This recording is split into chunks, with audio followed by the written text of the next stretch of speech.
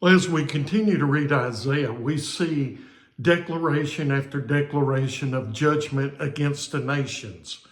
But in these declarations against the nations, we see something a little odd. We see a declaration against an individual in Isaiah 22. It's against an individual by the name of Shebna. And so let me read to you Isaiah 22, verse 15 through 19. The Lord God of armies said, "Go to Shebna, that steward who is in charge of the palace, and say to him, 'What are you doing here? Who authorized you to carve out a tomb for yourself here, carving your tomb on the height and cutting a resting place for yourself out of the rock? Look, you strong man, the Lord is about to shake you violently. He will take hold of you, wind you up into a ball, and sling you into a wide land. There you will die, and there your glorious chariots will be a disgrace to the house of your Lord. I will remove you from your office. You will be ousted from your position." And so here we see that the Lord referred to Shebna as that steward. Not my steward, but that steward. And he was carving a tomb out of the rock and on the heights. Get the impression that it may be where other important people would be to be buried in such a place. And so we see that Shebna is a person that's inflated with pride.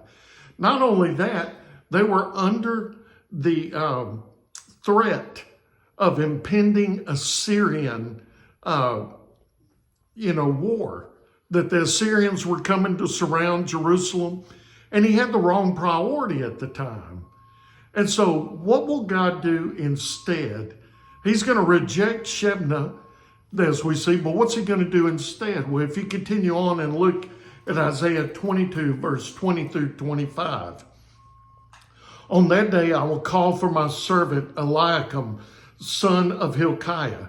I will clothe him with your robe and tie your sash around him. I will hand your authority over to him, and he will be like a father to the inhabitants of Jerusalem and to the house of Judah. I will place a key of the house of David on his shoulder, and what he opens, no one can close, and what he closes, no one can open. I will drive him like a peg into a firm place.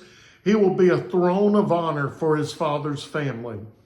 They will hang on him all the glory of his father's family, the descendants and the offshoots, all the small vessels, from bowls to every kind of jar.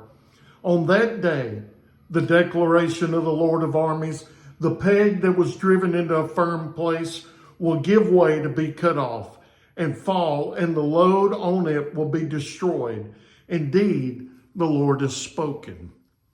And so Shebna was referred to as that steward, but Eliakim is referred to by God as my servant. Eliakim here is a picture, he's a forerunner then of the one that was to come, Jesus Christ. Now, when you look at verse 25 here, we see that the peg that was driven in firm place is going to be removed. Is this talking about Shebna? Is this talking about Eliakim? Who is it referring to? If Eliakim in the previous verses is referred to as the peg, then who is this referring to?